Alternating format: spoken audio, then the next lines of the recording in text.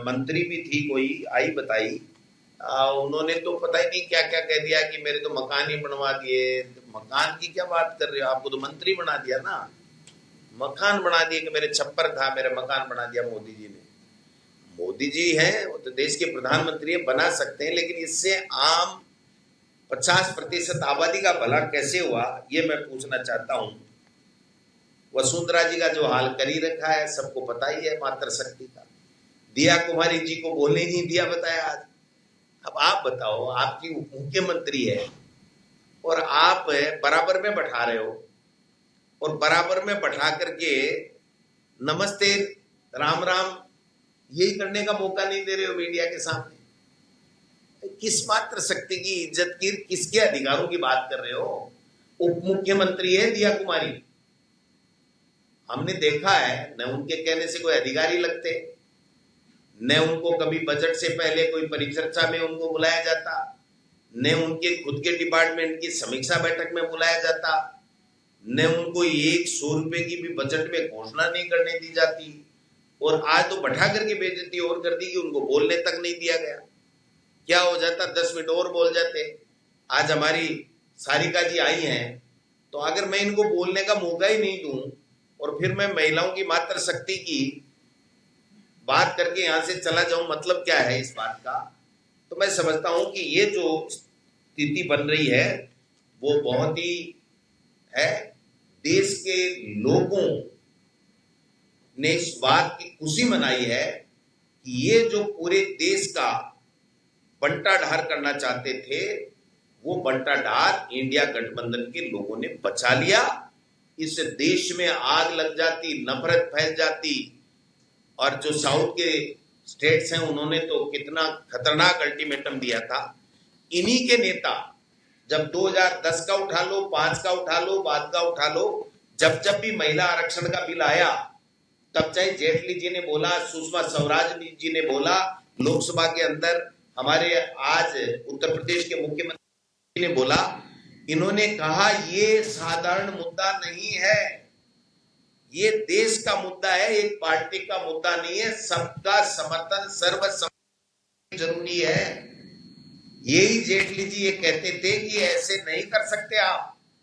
और आज वो जेटली जी भी गए, उनकी बात की भी कोई नहीं, वाजपेयी जी ने जो बयान दिया उसका भी इनकी कोई महत्व नहीं है, और दूसरे नेताओं ने जो बोला उसका भी नहीं। योगी जी तो मुख्यमंत्री हैं, और मुख्यमंत्री का आज मैं देख रहा था, अखिलेश यादव जी की पीसी थी, उसके अंदर उन्होंने चलाया था उनका बयान कि नहीं ऐसे कैसे कर सकते हो आप, सर्वसम्मति बनाओ, ये देश का मुद्दा है, ये कोई पार्टी का मुद्दा नहीं है। और आज कह रहे हैं कि हमारी पार्टी का मुद्दा है। मैंने, मोदी जी ने और अमित शाह जी ने तय कर लिया, बीजेपी भी चुप रहो। इनके 14 सांसद तो इनके साथ में रहे नहीं, वोट देने ही नहीं आए। आप देखिए, एनडीए गठबंधन के 14 लोग तो वोट देने नहीं आए इनके समर्थन में, और ये बात कर रहे हैं। इन्होंने कौन सी सर्वदलीय बैठक बुलाई, कब इन्होंने कांग्रेस से चर्चा की? मर्जी है जैसे कह दिया मैं आधे घंटे में प्रस्ताव ला दूंगा, आधे घंटे में तो इस्तीफा होता है। मोदी जी का इस्तीफा दिला तो देश भी आराम पाएगा, मातृशक्ति को भी उसका हक मिल जाएगा, निश्चिंत मान के चलिए। अगर इनको देना ही था, इनकी मंशा ठीक होती, तो 2021 से जनगणना पेंडिंग थी। ये जिस दिन ये बिल 2023 22 सितंबर को पारित कराया था, उस बिल के अंदर इनको ये शर्त दोनों डालनी ही नहीं थी। और अगर आज भी इनको संशोधन कराना था तो उन दोनों शर्तों को खत्म कर देनी चाहिए थी ना। और 33% एज इट इज के ऊपर 33% दे दो। कांग्रेस पार्टी और इंडिया गठबंधन तो आज भी कह रही है कि आज ही घोषणा करो आप, और कल लेकर के आओ बिल, 1 घंटे में लोकसभा और राज्यसभा में सर्वसम्मति से पारित हो जाएगा कि जो वर्तमान है उसके अंदर 33% नारियों को, हमारी माता बहनों को, मातृशक्ति को आरक्षण दिया जाता है। ये तो राजीव गांधी था जिसने पंचायत राज नगर निकाय के अंदर ओबीसी को भी दिया और महिलाओं को भी 33% आरक्षण दिया, और आप लोगों ने, इसी बीजेपी ने विरोध भी किया था। और आज यहाँ राजस्थान के अंदर कितनी 33% नगर निकाय के लगभग 305 नगर निकाय हैं, और 14,000 के लगभग हमारी ग्राम पंचायतें हैं, हमारे 40 जिला हैं और पंचायत समितियां हैं। उनके अंदर प्रधान 33%, जिला प्रमुख, चेयरमैन, वार्ड, पार्षद, पंचायत समिति, जिला परिषद बन जाते। 1.5 साल से कुंडली मारे क्यों बैठे हो भाई? क्यों बैठे हो आप बताइए ना। आप न कानून को मानते न संविधान को मानते, केवल और केवल लोगों को भ्रमित करने का आपने ठेका उठा रखा है। अब जनता समझ में आ गई है और मुझे तो जो आसार लग रहे हैं कि 2029 तक ये सरकार दिल्ली में इस वर्तमान परिस्थिति में नहीं रह सकती। बीजेपी के अंदर भी बगावत होगी, एनडीए के अंदर भी बगावत होगी और जनता भी अब समझ चुकी है, अब इनको किसी प्रकार का समर्थन देने वाली नहीं। इसलिए जो भी ये करेंगे, हमने भी तैयारी कर रखी है। आज इन्होंने की, हमने आपको 1 घंटे बाद में बुला लिया। हमने तय कर लिया हर जिले के अंदर हमारी महिला नेत्री को 50 जिलों के अंदर 50 हमारी बहनों को हम लोग प्रेस कॉन्फ्रेंस करने के लिए भेजेंगे, इनकी सच्चाई बताएंगे और वो खुद अपने बयान से बताएंगी कि किस प्रकार से ये केवल और केवल भ्रमित करने का काम करते हैं। इनको मात्र शक्ति के सशक्तिकरण या उनको जो 33% लोकसभा और विधानसभा में प्रतिनिधित्व देने का इनका कोई इरादा नहीं है, कोई मंशा इनकी नहीं।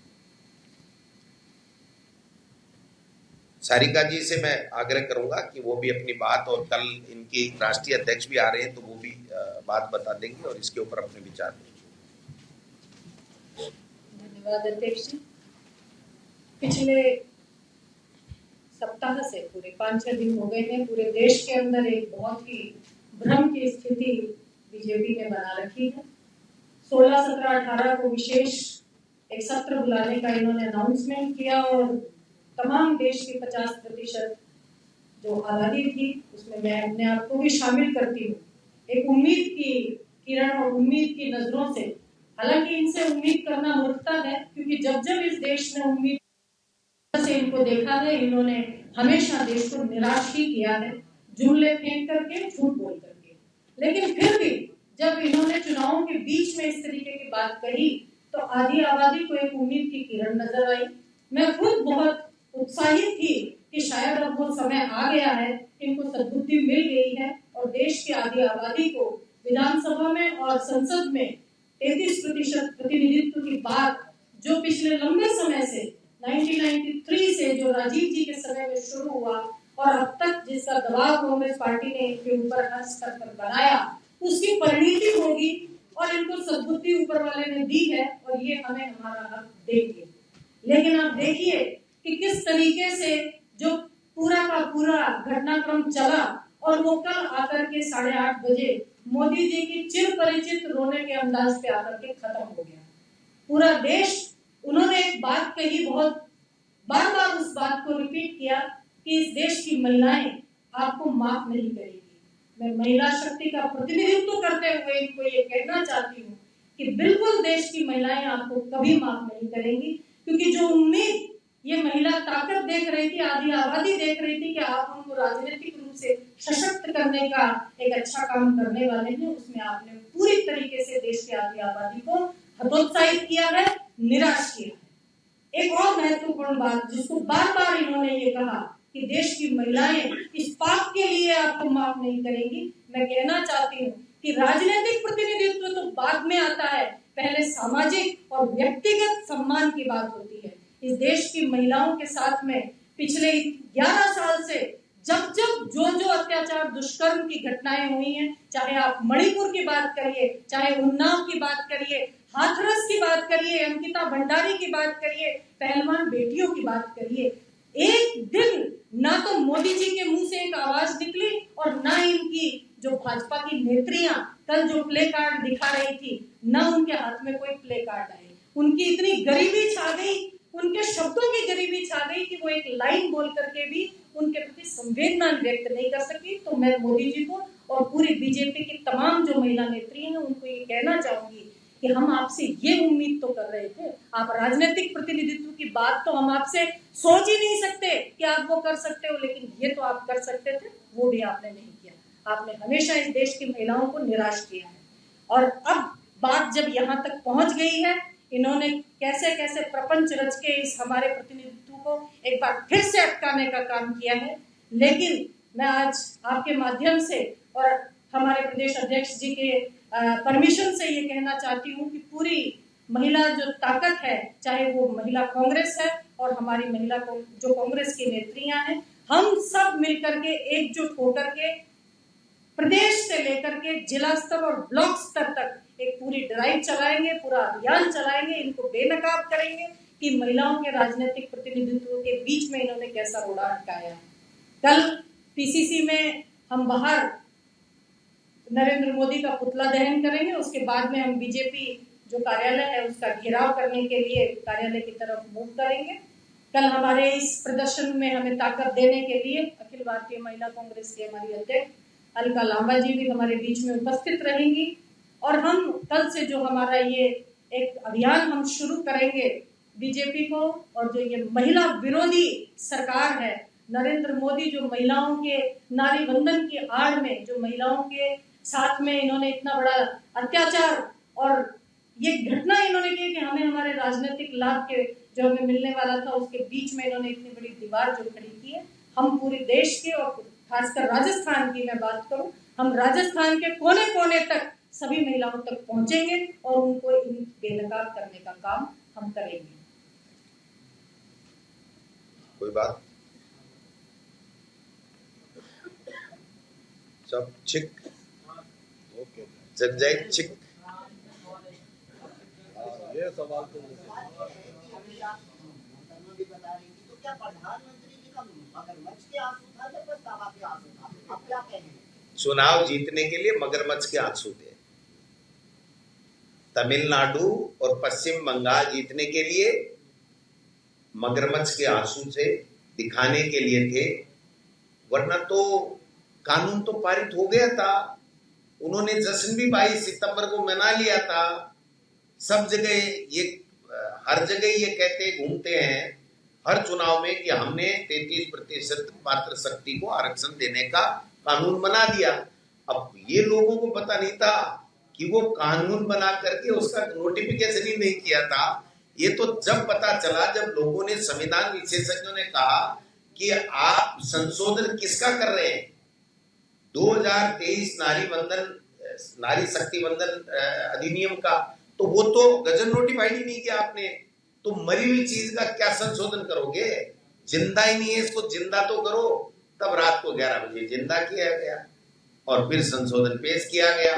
गिरना तय था, पता तय था, परिणाम का पता था, रोने का हमको भी पता था, देश को भी पता था। इस रोने धोने से, इस विलाप से कुछ भी नहीं हासिल होने वाला है। अब समय चला गया है, लोग समझ गए वास्तविकता सच्चाई क्या है। अब न इनको पश्चिम बंगाल मिलेगा, न इनको तमिलनाडु मिलेगा और न आने वाले समय में इनको देश मिलेगा। आपने एक सवाल और रखे कि राजस्थान के मुख्यमंत्री भजन लाल महिलाओं को सम्मान करना नहीं जानते हैं, यानी कि जो डिप्टी सीएम है उन्हीं को उन्होंने मौका नहीं दिया। अब आप बताओ ना, आज तक उनके साथ बैठ करके कभी दिया हो तो बता दो। आपने एक भी बजट चर्चा 1-1.5 महीने चलती है, एक दिन भी बता दो। उनकी खुद की समीक्षा बैठक में एक दिन भी बता दो और सब चीजों को छोड़ दो, कोई बात नहीं। आज जब उप मुख्यमंत्री एक महिला प्रतिनिधित्व है, आदि आबादी को प्रतिनिधित्व करती है, तो उनको 2 मिनट बुलवा देते तो इनका मान सम्मान घट जाता क्या? ये तो घोर अपमान है, वहां बैठा करके अपमान किया गया है। मैं सारिका जी को या तो कहता नीचे चेंबर में बैठो, अगर मैं मेरे बराबर बैठा रहा हूं और इनको बोलने का मौका ही नहीं दे रहा हूं तो फिर तो मैं तो इंसल्ट ही कर रहा हूं। और क्या कर रहा हूं आप बताओ? मिठाई की क्या, फिर बाहर आकर के कोई बाइट के यूट्यूबर को दिया बताते हैं। ये सम्मान है मात्र शक्ति का। पर्ची तो उन्हीं की आई थी लेकिन इन्होंने चुरा ली।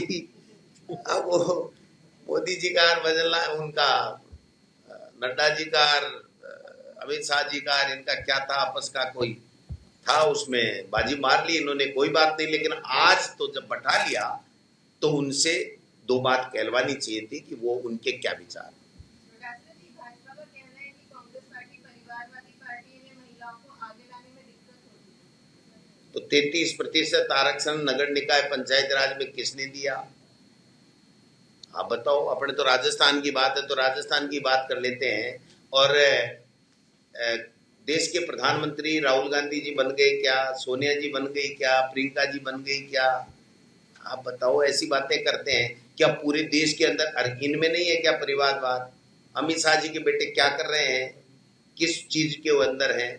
इनके यहाँ जो मंत्री हैं उनके बेटे तो सारे आरसीए के अंदर जो हलवा पूड़ी खाने के लिए लगे हुए, लाइन में कतार में लगे हुए हैं। बताओ आप। और ये हमसे बात करते हैं। राजस्थान में भी चुनाव नहीं हो रहे पंचायती राज। हाँ, नहीं हो रहे ना भाई साहब। है इसमें क्या राजा का क्या होना चाहिए, नहीं होना नहीं, 100% होना चाहिए। 33% मात्र शक्ति का इसमें आरक्षण है 73वें और 74वें संविधान संशोधन से, और बराबर प्रतिनिधित्व मिलता है। उस प्रतिनिधित्व पे कुंडली मार करके बैठे हैं और भाषण दे रहे हैं थोते, और दिया कुमारी जी को बराबर बैठा के इंसल्ट कर रहे हैं और फिर कह रहे हैं हम मात्र शक्ति की इज्जत करते हैं।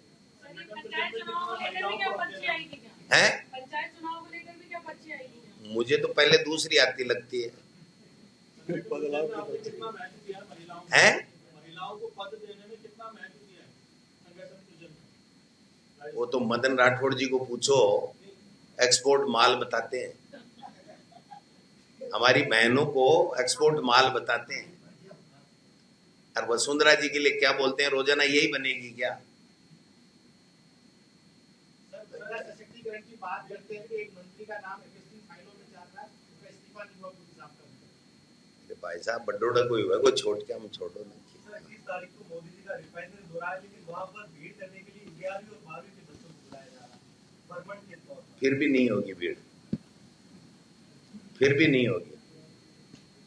आपके राज्य की खबरें, आपके शहर की खबरें सबसे पहले जानने के लिए देखते रहें अमर उजाला। चैनल को सब्सक्राइब जरूर कर लें और पाएं हर अपडेट।